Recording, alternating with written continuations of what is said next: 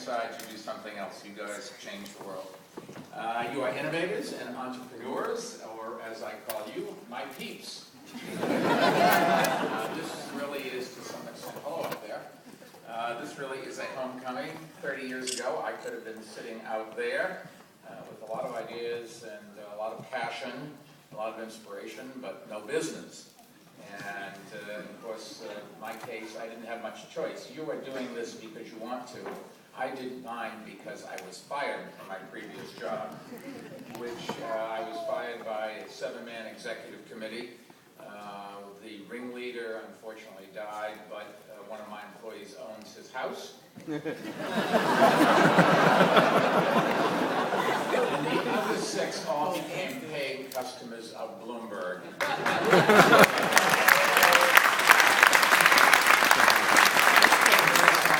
Once said living well is the best revenge. Anyways, I don't think there's a room right now, any place in the city, that has as much talent and creativity as this one does. And I would bet for as hard as you're working, as little as you're sleeping, as worried as you may be about paying the bills, you're doing what you love and having the time of your life. And I can remember when I started my company, it really took us 3 years from when we started till when we had our first customer. When we got our first customer, I remember literally on the back of an envelope multiplying the monthly fee times 12, because it turned out there were 12 months in a year, who knew, and times 20, because we had sold 20 terminals. And then I calculated what my weekly expense was for labor and rent and everything else, and we were at break even. But for the first 3 years, I went from, the first year was easy. First year is always easy because you have all the enthusiasm in the world. You don't have to worry about anything. You just know in your heart it's right. And the last year is also easy because you, by that time, know that the light at the end of the tunnel isn't a train coming towards you. It was that middle year that I remember took a little gagging when I would have to put some more money into the company every 2 weeks to meet the payroll. But I had an idea, and others had the same idea with me, and together we built a business. When I first started, this will show you our age difference, nobody had invented the PC. And every Saturday I went to a barn up in Connecticut with the engineer who had designed our terminal, and I soldered resistors and capacitors into the circuit boards, so I was pretty good at soldering, and we made our own terminals. Now, when a PC came along, I said, we can't compete with this. We shouldn't be in the hardware business, and we right away converted our system to the PC. We also started our company before the internet. Now, I know all of you think there was never a before the internet, but let me tell you there was.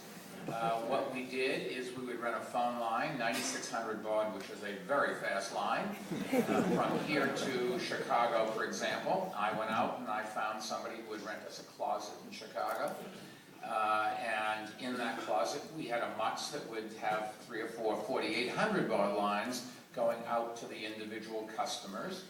And when there was a problem, they had to wait until I had time to get on an airplane and go out and fix it, because I was not only the installation guy, I was the repairman.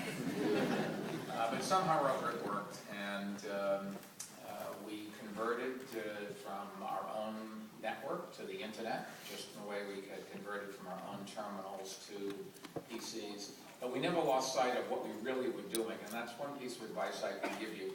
There was a guy named Ted Levitt at the Harvard Business School back in the 60s who wrote a paper on knowing what business you're in. And he, for example, pointed out that the people that own the railroads thought they were in the railroad business. They didn't understand they were in the transportation business.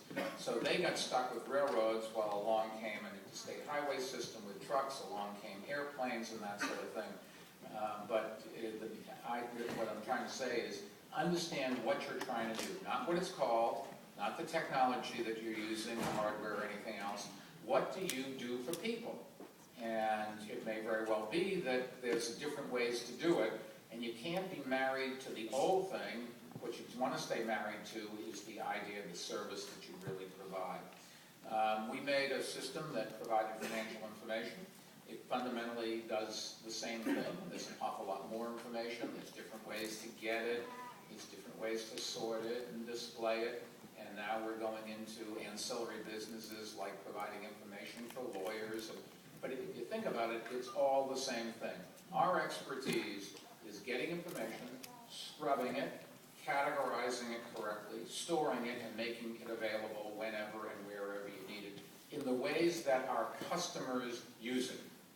And that was something that Jobs said, although I will say that I think I said it back in 1996. Don't ask me what's happening there, I'm just leaning on the computer. Keep you guys interested. I remember what Jobs said and what I said back then was, you want to listen to your customers, but not too much. It's the old adage, always listen to your customers, but if you think about it, that's not really good advice, because your customers aren't good at describing what they do. They're good at doing it. And they're very different skills. And I remember when I worked at Solomon Brothers, and I got pushed out of running the equity business and went to run the back office and all their computer systems. And people said everybody took the information and they moved it to their left side. And it didn't make a lot of sense to me. So I had somebody up in the balcony looking down at the trading room, and every time they got a piece of information, paper, whatever it was, did they move it to the left or the right? And 50-50 went in both directions. The people that had described what people were doing weren't good at that.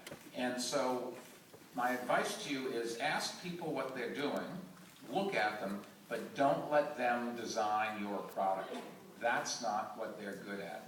And in our case, and in Steve Jobs' case, I think that's exactly what happened.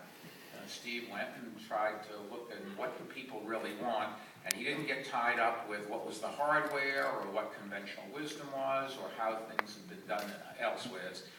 He took an idea and he kept coming up with another one and another one and another one. Not all of his things work, incidentally. We write the history of Steve Jobs and everybody thinks that everything he touched turned to gold. It did not. But what he never let happen was getting disappointed when it did not work. Now, I'm not here to pitch you on buying a Bloomberg terminal, but if you have $20,000 a month and you want to give it to me, that's I'm not even allowed to have a lot of say in the company other than major decisions because of my other day job, for which I get $1 a year. But what I want to pitch you on is New York City, something that is near and dear to my heart. You have the power to make New York City the global capital of innovation and entrepreneurship. In many ways we already are. We are the world's capital for media, advertising, fashion, finance, so many other industries. We have double the number of fashion houses of Paris. This is where it takes place. We're the college town of America. Somebody said, oh, no, the college town is Boston. I love Boston, I grew up there. But it turns out we have more undergraduate and graduate students in our universities here than Boston has people. Becoming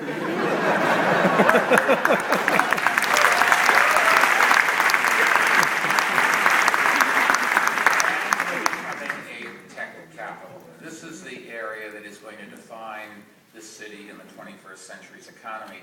And I want us to grow faster and bigger, so when people talk about tech startups, they talk about Silicon Valley and New York City before anywhere else, and our administration is looking every possible way to support entrepreneurs and innovation. And I just wanted to mention a few because we certainly can't sit here and let Silicon Valley be bigger than us. In any way.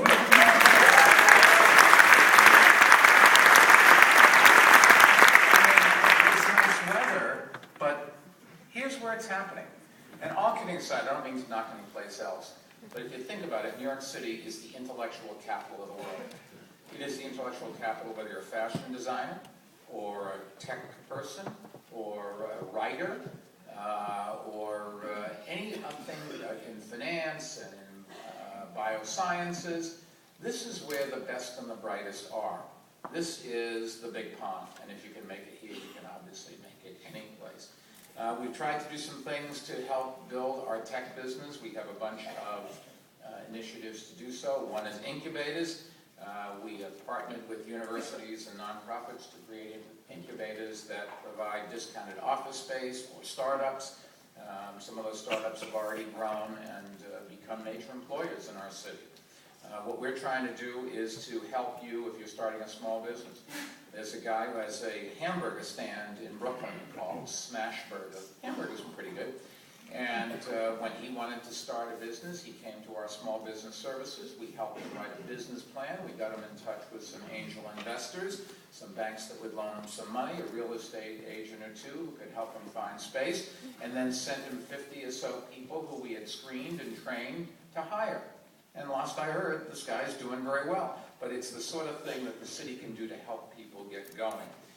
We established an enterprise and entrepreneurial fund. It's a public-private partnership investing in early-stage companies. It's the first of its kind outside of Silicon Valley. And one of the companies that recently received funding was Medico.com, which used the money to launch a website that allows people across the planet to share locally relevant healthcare information. Our most ambitious innovation is to promote technological innovation and business growth. I think, however, is the one that really is amazing, and it has the potential to change the landscape, not just of our city, but of all the technology companies in the world. It is something that Seth Pinsky, Seth, I saw you down there, wave your hand. Seth Pinsky, who is the president of our Economic Development Corporation, and Deputy Mayor Bob Steele, have outlined to a tech meetup back in August. What this is an offer to world-class universities around the world to let them build or expand an applied science facility in the 5 boroughs. We will give them up to $100 million to fund land and infrastructure, and we have a process where we're going to select a winner by the end of this year, and we believe that the new facility will be a major catalyst for our economy for decades to come, generate billions of dollars in economic activity, launch hundreds of new companies, and attract the next generation of great entrepreneurs. If you think about it, who would want to move to New York? Well, one of them is the Palo Alto School. Maybe you've heard of it. It's called Stanford. They have a great golf course I played on. I can tell you, if I had applied to Stanford, not only wouldn't I have not gotten in, they wouldn't have sent me an application. But in the end, Stanford wants to come here. Cornell wants to come here. Purdue wants to come here. You've got a whole bunch of overseas universities who want to come here. Why? Once again, this is the most exciting place. This is where the best and the brightest want to be. And if we can get them the education that they need in technology, when they get out of school, they'll start their businesses right here. There are some signs that some of these efforts are really already paying off. We recently passed Boston, my hometown again, in the volume of venture capital investments that is heavily focused on digital startups. And the world's leading technology companies are moving into town as well. Google and Facebook have both established good-sized operations here.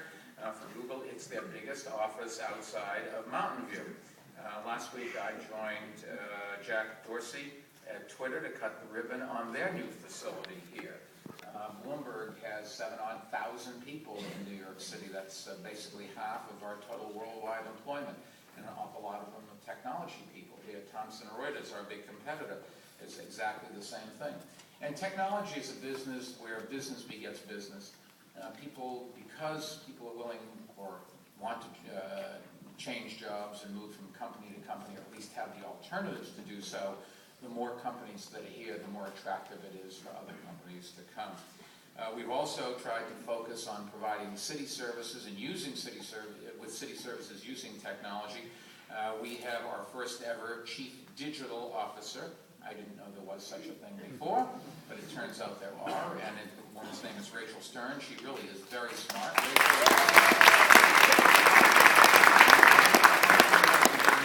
Doing something for us, but in any case, she's continuing to explore ways to use the social media to make our administration, our government, more accessible to people and serve our citizens better.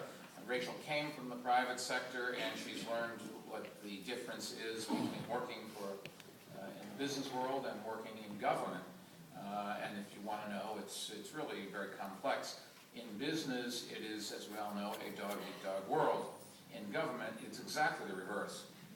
You can tell how smart a crowd is